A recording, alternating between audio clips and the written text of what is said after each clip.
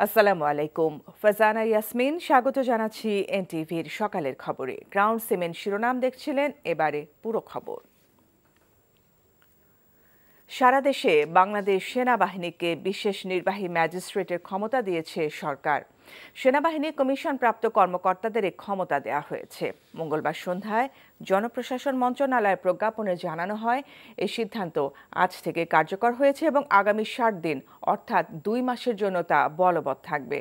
কোটা সংস্কার আন্দোলন ঘিরে ঢাকাসহ সারা দেশে সংঘর্ষ ছড়িয়ে পড়লে গত 19 জুলাই দিবাগত রাতে সারা দেশে সেনাবাহিনী মোতায়েন কারফিউ জারি করেছিল তৎকালীন সরকার। এরপর ছাত্র জনতার অভ্যুত্থানে 5ই আগস্ট আওয়ামী লীগ সরকারের পতন হয়। এরপর নোবেল বিজয়ী অর্থনীতিবিদ ডক্টর মোহাম্মদ ইউনূসের নেতৃত্বে অন্তর্বর্তী সরকার গঠিত হয়। বিদ্যমান পরিস্থিতিতে এখনও সারা দেশে সেনাবাহিনী মোতায়েন রয়েছে। সংস্কারের পথ ধরে দেশ নির্বাচনের রোডম্যাপে উঠবে প্রত্যাশা ব্যক্ত করে বিএনপির ভারপ্রাপ্ত চেয়ারম্যান তারেক রহমান দলের নেতাকর্মীদের ধৈর্য ধরে ভোটের প্রস্তুতি নেয়ার আহ্বান জানিয়েছেন। বলেছেন, অন্তর্বর্তী সরকারকে ব্যর্থ হতে দেওয়া যাবে না। নতুন রাজনৈতিক দল গঠনে বিএনপির আপত্তি নেই উল্লেখ করে তিনি বলেন, জনগণই সিদ্ধান্ত নেবে কারা রাষ্ট্র ক্ষমতায় যাবে। আন্তর্জাতিক গণতন্ত্র দিবস উপলক্ষে মঙ্গলবার নয়াপল্টনে দলের সমাবেশে ভার্চুয়ালি যুক্ত হয়ে এসব কথা বলেন তারেক রহমান। ইমরুল আহসানের রিপোর্ট। সংস্কার কার্যক্রমের পথ চারিদিকে মানুষ আর মানুষ। বিএনপি নেতাকর্মী আর সমর্থকদের সব স্রোত যেন মঙ্গলবার মিলেছিল নয়াপল্টনে। অন্তর্বর্তীকালীন সরকার ঢাকা মহানগর এবং আশপাশের জেলা থেকে আসা জনতার উপস্থিতিতে লোকে লোকারণ্য হয়ে পড়ে নয়াপল্টন এলাকা। অবশ্যই জনগণের সরকার। একদিকে আরামবাগ, অন্যদিকে কাকরাইল মোড় ছাড়িয়ে যায় জনসমাগম। লাখো মানুষের সমাবেশে লন্ডন থেকে ভার্চুয়ালি যুক্ত হয়ে জুলাই আগস্টের গণ অভ্যুত্থানে ছাত্র জনতার অবদানের কথা তুলে ধরে তারেক রহমান বলেন, তাদেরকে স্মরণে রাখবে বাংলাদেশ। হতাহতদের ক্ষতিপূরণ দিতে সরকারের প্রতি আহ্বান জানান তিনি। বলেন, নির্বাচিত সরকারের হাতে ক্ষমতা হস্তান্তরই অন্তর্বর্তীকালীন সরকারের প্রধান লক্ষ্য হওয়া উচিত। দেশকে নির্বাচনের রোডম্যাপে তুলতে অগ্রাধিকারের ভিত্তিতে সংস্কারের দাবি জানান তারেক রহমান। একটি নির্বাচিত সংসদ এবং সরকার প্রতিষ্ঠায় অন্তর্বর্তীকালীন সরকারের সকল সংস্কার কার্যক্রমের প্রথম এবং প্রধান টার্গেট হওয়া জরুরি। এজন্যই আমরা মনে করি, অগ্রাধিকার ভিত্তিতে নির্বাচন কমিশন, জনপ্রশাসনের সংস্কার এবং আইন শৃঙ্খলা বাহিনীকে সক্ষম এবং উপযুক্ত করে তুলতে হবে। সংস্কার কার্যক্রমের পথ ধরে নির্বাচনী রোড ম্যাপে উঠবে আমাদের প্রিয় বাংলাদেশ। সুতরাং আসুন আমরা সবাই কাজের মাধ্যমে জনগণের বিশ্বাস, জনগণের ভালোবাসা অর্জন করি। জনগণকে সঙ্গে রাখি, জনগণের সঙ্গে থাকি। অন্তর্বর্তীকালীন সরকার ব্যর্থ হলে সকলেই ব্যর্থ হবে, এমন মন্তব্য করে বিএনপির ভারপ্রাপ্ত চেয়ারম্যান বলেন, সরকার যাতে নিজেরাই নিজেদের ব্যর্থতার কারণ না হয় সে বিষয়ে সজাগ থাকতে হবে। এই সরকারের কোনো কোনো কার্যক্রম সকলের কাছে হয়তো সাফল্য হিসাবে বিবেচিত নাও হতে পারে, কিন্তু এটি আমাদের প্রত্যেককে মনে রাখতে হবে, এই সরকারের ব্যর্থতা আমাদের সকলের ব্যর্থতা, বাংলাদেশের পক্ষের গণতান্ত্রিকামী জনগণের ব্যর্থতা। সুতরাং এই অন্তর্বর্তীকালীন সরকারকে কোনোভাবেই ব্যর্থ হতে দেওয়া যাবে না। দেশে বিদেশে থেকে নানা রকমের উস্কানিতেও জনগণ অন্তর্বর্তীকালীন সরকারকে ব্যর্থ হতে দেবে না।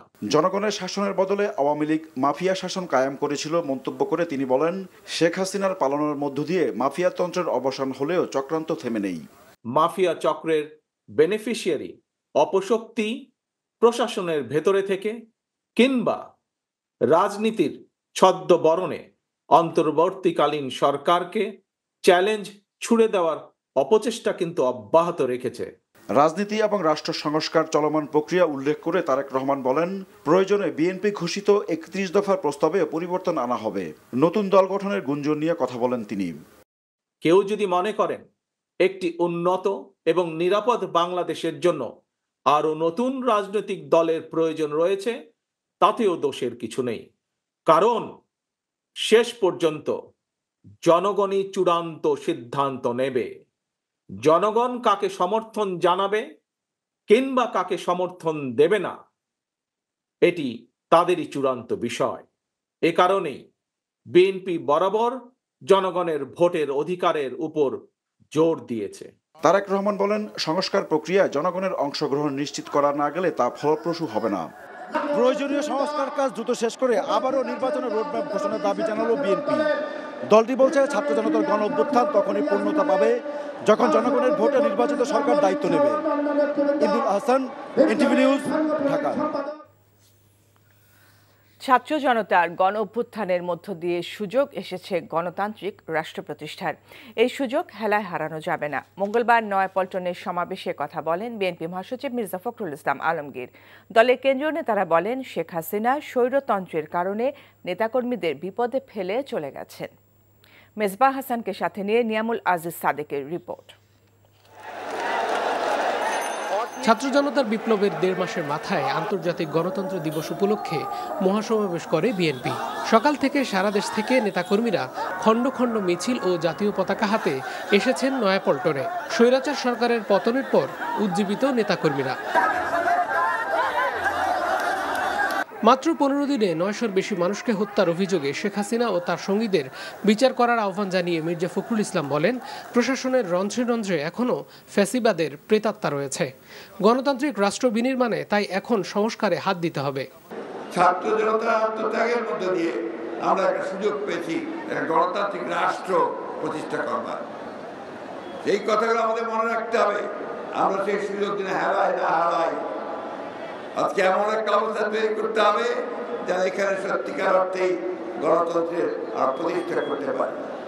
সেই জন্যে এই গণতন্ত্রকে যদি কেউ ধ্বংস করতে চায়, আবার বিপদে নিতে চায়, লুট করে নিতে চায়, সেখানে আপনারা অবশ্যই রুখে দেওয়া হবে। মহাসমাবেশে বিএনপির কেন্দ্রীয় নেতারা বলেন, শত কষ্ট ও অত্যাচার সহ্য করে বিএনপি চেয়ারপারসন বেগম খালেদা জিয়া দেশ না ছাড়লেও জনবিচ্ছিন্ন ও স্বৈরাচারী শেখ হাসিনা পালিয়েছেন।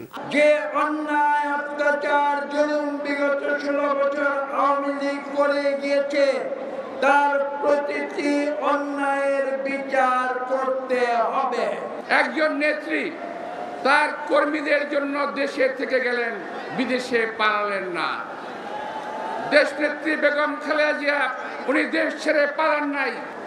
আরেকজন তথাকথিত নেত্রী যিনি তার নেতা কর্মীদেরকে ফেলে সেই ভারতে গিয়ে আশ্রয় নিয়েছেন। জনগণের অধিকারের এখনো পুরো ফয়সালা হয় নাই। যেটা বলা হয়েছে অধিকার পুনরায় ফেরত দেওয়া হবে, তার মধ্যে প্রধান হচ্ছে জনগণের ভোটের অধিকার। সেই ভোটের অধিকার আমরা ফেরত দিতে চাই। বিএনপির এই সমাবেশ কাকরাইল মোড় থেকে শুরু করে আরামবাগ পর্যন্ত লোকে লোকারণ্য হয়। তৃণমূলের নেতারা মনে করেন, গণতন্ত্রের সুবাতাস বইতে শুরু করলেও এর সুফল পেতে দীর্ঘ পথ পাড়ি দিতে হবে। হত্যা, গুম, গ্রেপ্তার, বাবাকে না পেলে ছেলেকে নিয়ে যেত, ছেলেকে না পেলে মাকে নিয়ে যেত। মুক্তভাবে মানুষ কথা বলবে, শ্বাস নেবে, মানুষ তার নূতন সুন্দর জীবন নিয়ে সমাজে বসবাস করবে। একটি সুন্দর গণতান্ত্রিক বাংলাদেশ আমরা দেখব এই প্রত্যাশা করে। আগামী নির্বাচনের মাধ্যমে একটি সুষ্ঠু, অবাধ, নিরপেক্ষ নির্বাচন এই মধ্যবর্তী সরকার অনুষ্ঠিত করাবে। প্রাথমিক বিজয় অর্জন করেছে, এখনো আমাদের চূড়ান্ত বিজয় জনগণের ভোটের অধিকার এবং মানবাধিকার রক্ষা এখন পর্যন্ত হয় না। Niamul Aziz Sadek, NTV news, Dhaka. Bank খাতে তারল্য সংকট কাটাতে বিশ্বব্যাংকের কাছে ঋণ সহায়তা চাওয়া হয়েছে জানিয়ে অর্থ উপদেষ্টা ডক্টর সালেউদ্দিন আহমেদ বলেছেন, আর্থিক খাত সংস্কার ও বাজেট সহায়তা হিসেবে সংস্থাটি সহায়তা করবে। মঙ্গলবার সকালে বিশ্বব্যাংকের দক্ষিণ এশিয়া অঞ্চলের প্রতিনিধির সাথে বৈঠক শেষে এসব জানান তিনি। এদিকে গতকাল বিকেলে অর্থ উপদেষ্টার সাথে বৈঠক শেষে ইসলামিক ডেভেলপমেন্ট ব্যাংক প্রতিনিধি জানান, আগামী 3 বছরে বিভিন্ন খাতে $4 থেকে $5 বিলিয়ন ঋণ দেওয়া হবে। রিপোর্ট করছেন রোকনুদ্দিন। মঙ্গলবার সকালে অর্থ উপদেষ্টার সাথে সৌজন্য সাক্ষাৎ করেন বিশ্বব্যাংকের দক্ষিণ এশীয় অঞ্চলের পরিচালকের নেতৃত্বে একটি প্রতিনিধি দল। এ সময় বাংলাদেশের জন্য যে $1 বিলিয়ন ঋণ ডিসেম্বরে বিশ্বব্যাংকের বোর্ড সভায় অনুমোদন পাওয়ার কথা তা নিয়ে আলোচনা হয়। অর্থ ছাড়ের ক্ষেত্রে যে শর্ত দেয়া হয়েছে তা কঠিন নয় বলে সাংবাদিকদের সাথে আলাপকালে জানান অর্থ উপদেষ্টা। আমাদের কতগুলো অ্যাকশন নিতে হবে, তাই না? এবং যেগুলো আমরা বলছি এটা বাস্তবায়নযোগ্য যেন হয়, এমন দেবে না যে আমরা এটা বাস্তবায়ন করতে পারবো না। আমাদের রিফর্মগুলির জন্য সহায়তা দরকার, আমাদের একটা বাজেট সাপোর্ট দরকার ইমিডিয়েটলি। তারপর আমাদের কত ডেভেলপমেন্ট প্রজেক্ট আছে। ওয়ার্ল্ড ব্যাংক কিন্তু সবচেয়ে বহুজাতিক মাল্টিল্যাটারাল ইস্যুর মধ্যে সবচেয়ে বিগেস্ট ডোনার আমাদের। অতএব তাদের সে সাহায্য দরকার, টেকনিক্যাল অ্যাসিস্ট্যান্স, আর্থিক সাহায্য। আমাদের লিকুইডিটি সাপোর্টের ব্যাপারে কথা বলেছি, ওগুলো ওরা দিতে সম্মত হয়েছে। আর বিকেলে সচিবালয়ে অর্থ উপদেষ্টার সাথে সৌজন্য সাক্ষাৎ করেন ইসলামিক ডেভেলপমেন্ট ব্যাংক আইডিবির আঞ্চলিক প্রধান। আলোচনা হয় দেশের অবকাঠামোগত উন্নয়নে আরও ঋণ দেয়া সহ চলমান আর্থিক সহায়তা অব্যাহত রাখার বিষয়ে। জ্বালানি তেল কিনতে সহযোগিতা, জলবায়ু পরিবর্তনের বিরূপ প্রভাব মোকাবেলা, অবকাঠামো উন্নয়ন সহ বিভিন্ন ক্ষেত্রে 4 থেকে 5 বিলিয়ন মার্কিন ডলার ঋণ সহায়তা দিবে আইডিবি। 2026 সাল পর্যন্ত অর্থাৎ আগামী 3 বছরে এই অর্থ ছাড় করা হবে। আগে থেকেই বাংলাদেশকে যে সহযোগিতা করা হতো তাও অব্যাহত থাকবে। সাম্প্রতিক বন্যায় ক্ষতিগ্রস্ত অবকাঠামো উন্নয়ন সহ সাইক্লোন সেন্টার নির্মাণ করতে ইসলামিক ডেভেলপমেন্ট ব্যাংক সহযোগিতা করবে বলেও জানান অর্থ উপদেষ্টা। Rokonuddin, NTV news, Dhaka. শ্রম ও কর্মসংস্থান উপদেষ্টা আসিফ মাহমুদ বলেছেন, জনগণ শুধু নির্বাচন ও ক্ষমতার পালাবদলের জন্য গণ অভ্যুত্থানে অংশ নেয়নি, ফ্যাসিবাদী ব্যবস্থার বিলুপ্তির জন্য আন্দোলন করেছিল।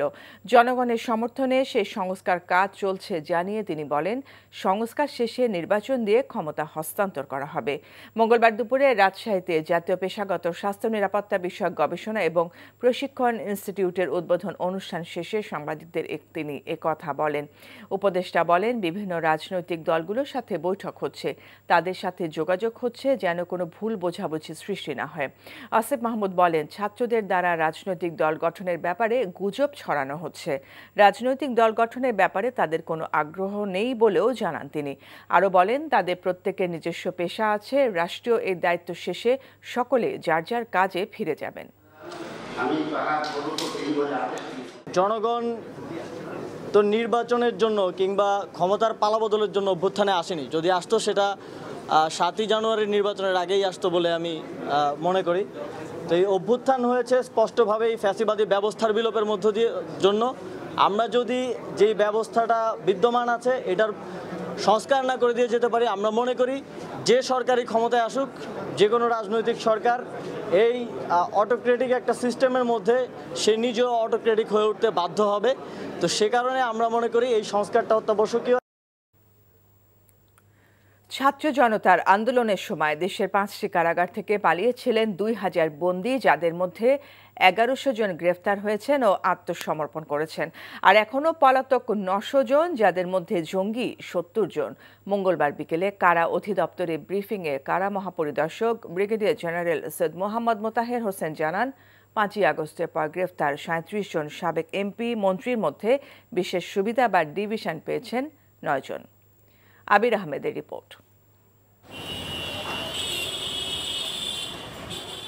ছাত্র জনতার অভ্যুত্থানের সুযোগে দেশের 11টি কারাগারে হামলা হয়, লুট করা হয় অস্ত্র। অনেক কারাগার থেকে বন্দীরা পালিয়ে যান। কারাগারের নিরাপত্তা নিয়ে ব্রিফিংয়ে কারা মহাপরিদর্শক জানান, ছাত্র জনতা আন্দোলনে জড়িত থাকার অভিযোগে গ্রেপ্তার হয়েছিল 15,000, যাদের সবাই জামিনে মুক্তি পেয়েছেন। কারাগারে হামলার ঘটনায় লুটকৃত 94টি অস্ত্রের মধ্যে উদ্ধার হয়েছে 65টি। আর ফ্যাসিস্ট শেখ হাসিনা সরকারের পদত্যাগের পর এ পর্যন্ত জামিনে মুক্তি পেয়েছেন শীর্ষ সন্ত্রাসী ও জঙ্গিসহ আলোচিত 43 জন।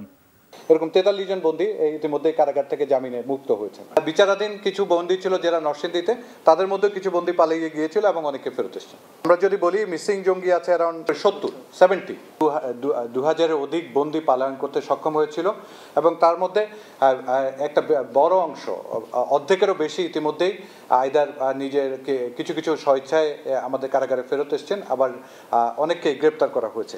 বর্তমানে এটা চলমান।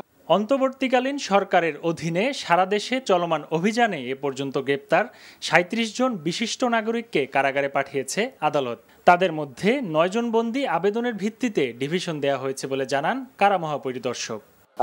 ডিভিশনের ব্যাপারে যদি আপনাদের বলি, সরকারি গেজেটের অফিসার যারা আছেন ওনাদের জন্য আমাদের একটা সুনির্দিষ্ট বা একটা অর্ডার আছে এবং প্রেক্ষিতে ওনারা সরাসরি ডিভিশন, যখন কারাগারে আসেন তখনই ডিভিশন পেয়ে যান।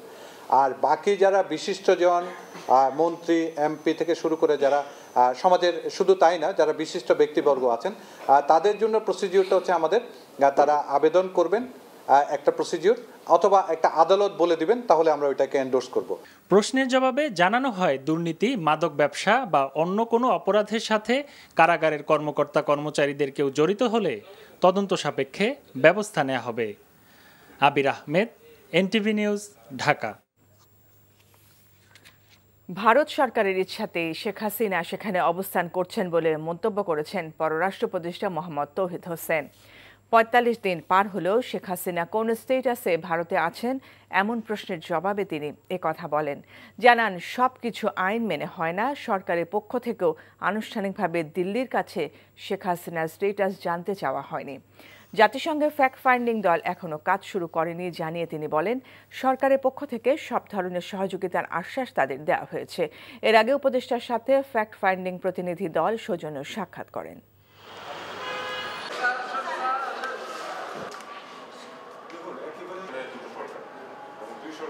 সবকিছুই শুধু আইন দিয়ে চলে না। অনেকেই তো মার্কিন যুক্তরাষ্ট্রে গিয়ে 2 বছর থেকে আসছে, তাদের কি 45 দিনের মধ্যে কি তাদের কাগজ সব শেষ হয়ে গেছিল? হয়নি। এখন ভারত সরকার তাকে আশ্রয় দিয়েছে, উনি ওখানে থাকছেন। আমাদেরকে এটা এইভাবেই দেখতে হবে, ওই দিন ফোন না বলি দেখতে হয়েছে। আমি কোনো অফিসিয়াল তাদেরকে কিছু বলিনি। ফ্যাক্ট ফাইন্ডিং মিশন যেটা আসছে, তাদের তো কাজ শুরু করেনি এখন, তারা শুরু করবে, সপ্তাহখানেক এখানে কাজ করবে। তারপরে তারা একটু আসলে পাবলিসিটি অ্যাভয়েড করতে চায়, কারণ তারা জিনিসটা কাজ শেষ করার আগে পর্যন্ত এটা নিয়ে তারা কোনো কিছু করতে চায়, বলতে চায় না। 100 কোটি টাকা অনুদান নিয়ে আনুষ্ঠানিকভাবে কার্যক্রম শুরু করেছে জুলাই শহীদ স্মৃতি ফাউন্ডেশন। মঙ্গলবার বিকেলে ফরেন সার্ভিস একাডেমিতে সংবাদ সম্মেলনে ফাউন্ডেশনের দপ্তর সম্পাদক ও তথ্য উপদেষ্টা মোহাম্মদ নাহিদ ইসলাম জানান, প্রধান উপদেষ্টা ত্রাণ তহবিল থেকে এই টাকা দেওয়া হয়েছে। ফাউন্ডেশন থেকে ছাত্র জনতার অভ্যুত্থানে শহীদ পরিবার এবং আহতদের সহায়তা দেওয়া হবে। দেশে ও দেশের বাইরে সবার কাছে ফাউন্ডেশনের সহায়তা করার আহ্বান জানানো হয়। বলা হয়, শহীদ ও আহতদের প্রাথমিক তালিকা করা হয়েছে। স্বাস্থ্য মন্ত্রণালয়ের কমিটির তথ্য অনুযায়ী প্রায় 800 জন শহীদ এবং 20,000-এর বেশি মানুষ আহত হয়েছেন। বর্তমানে যারা আহত অবস্থায় আছেন হাসপাতালে এবং বা যারা আর্থিক সংকটে ভুগছেন বা শহীদ পরিবার যারা আর্থিক সংকটে ভুগছেন, তাদেরকে জরুরি একটি আর্থিক সহায়তা দিবে এই শহীদ স্মৃতি ফাউন্ডেশন। এবং পরবর্তীতে এককালীন একটি ভাতা, এককালীন একটি গ্র্যান্ট দেওয়া হবে এবং মাসিক একটি ভাতার ব্যবস্থা করা হবে। আপনাদের দান আমাদের ফাউন্ডেশনের জন্য খুবই গুরুত্বপূর্ণ, কারণ যারা ইতিমধ্যে আহত অবস্থায় আছে, যারা ক্রিটিক্যাল অবস্থায় আছে, তাদের চিকিৎসাটা খুব দ্রুত শুরু করা আমাদের জন্য খুবই ইম্পর্টেন্ট। মাদকের গডফাদারদের ধরে আইনের আওতায় আনার নির্দেশ দিয়েছেন স্বরাষ্ট্র উপদেষ্টা জাহাঙ্গীর আলম চৌধুরী। মঙ্গলবার সকালে রাজধানীর সেগুনবাগিচায় মাদকদ্রব্য নিয়ন্ত্রণ অধিদপ্তরে মতবিনিময় সভায় তিনি আরও বলেন, শুধু বাহক নয়, মাদকের সঙ্গে জড়িত বড় বড় গডফাদারদের ধরতে হবে। চলমান যৌথ অভিযানে এই কার্যক্রম জোরদার করতে হবে এবং দৈনিক অগ্রগতির রিপোর্ট প্রদান করতে হবে। এ বিষয়ে সাফল্যের উপর নির্ভর করে অধিদপ্তরের পারফরমেন্স মূল্যায়ন করা হবে। দুর্নীতি না কমাতে পারলে এই সরকারের সাফল্য আসবে না বলে মন্তব্য করেন উপদেষ্টা। মালয়েশিয়ায় কলিং ভিসা পুনরায় চালুর সিদ্ধান্ত নিয়েছে দেশটির সরকার। দেশটিতে প্ল্যান্টেশন সেক্টরে ম্যানুয়াল পদ্ধতিতে চাহিদাপত্র সত্যায়ন করার ঘোষণার মধ্য দিয়ে বন্ধ থাকা কলিং ভিসা পুনরায় চালু করল। মঙ্গলবার বিজ্ঞপ্তিতে এমন তথ্য জানিয়েছে মালয়েশিয়াস্থ বাংলাদেশ হাইকমিশন। এতে বলা হয়, বিদেশি কর্মী নিয়োগের কোটা অনুমোদন করা শুরু হয়েছে। মালয়েশিয়ায় কর্মী নিয়োগের চাহিদাপত্র সত্যায়নের জন্য তথ্যাদি বাংলাদেশ হাইকমিশনে জমা দেওয়ার অনুরোধ করা হয়। ডক্টর মোহাম্মদ ইউনূস অন্তর্বর্তী সরকারের দায়িত্ব গ্রহণের পর এমন সিদ্ধান্ত নিল মালয়েশিয়ার সরকার।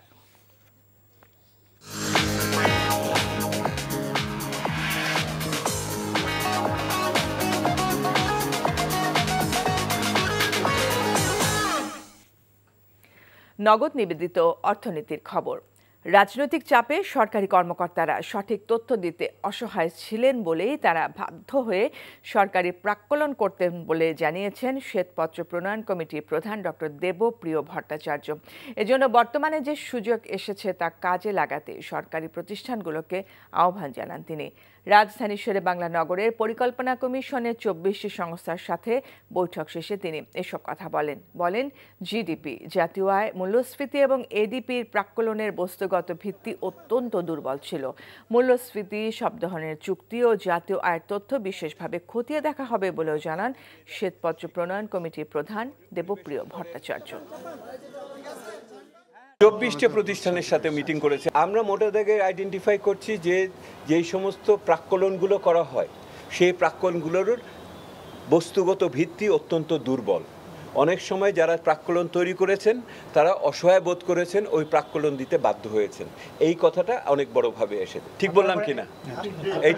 এইটা একটা ওনাদের অসহায়ত্বটা ওনারা আজকে বলেছেন। এই ছিল সকালের খবরে। এই খবরের ভিডিও সহ আপডেট জানতে ভিজিট করুন এনটিভি অনলাইন www.ntvbd.com। এছাড়াও এনটিভির জনপ্রিয় সব অনুষ্ঠান ও খবরের আপডেট জানতে ভিজিট করুন আমাদের ইউটিউব ও ভেরিফাইড ফেসবুক পেজে। এতক্ষণ সাথে থাকার জন্য ধন্যবাদ সবাইকে।